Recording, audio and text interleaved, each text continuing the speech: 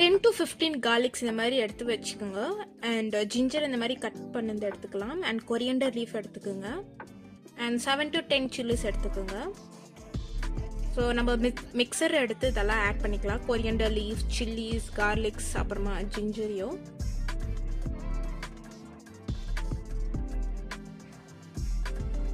One teaspoon of சீரகம் add பண்ணிக்கலாம். அதே மாதிரி 2 டீஸ்பூன் ஆஃப் பெப்பர் ஆட் பண்ணிக்கலாம்.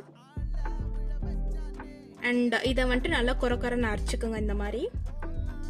அண்ட் நாரோட டார்க் சோயா சாஸ் தான் நம்ம எடுத்துக்கிறோம். சிக்கனை நல்லா வாஷ் பண்ணி எடுத்து வச்சுக்கோங்க. ஸோ நம்ம அரைச்சி வச்சு இந்த பேஸ்ட்டை வந்துட்டு நம்ம ஆட் பண்ணிக்கலாம் சிக்கனில்.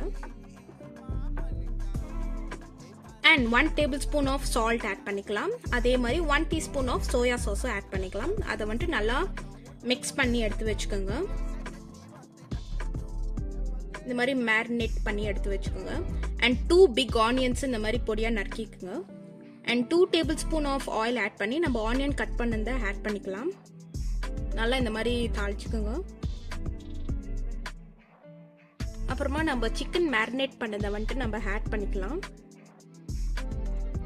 அண்ட் நம்ம 1 கிளாஸ் ஆஃப் வாட்டர் ஆட் பண்ணி நல்லா மிக்ஸ் பண்ணிக்கோங்க. அப்புறமா இதை க்ளோஸ் பண்ணிட்டு நல்லா கொதிக்கிட்டோம்.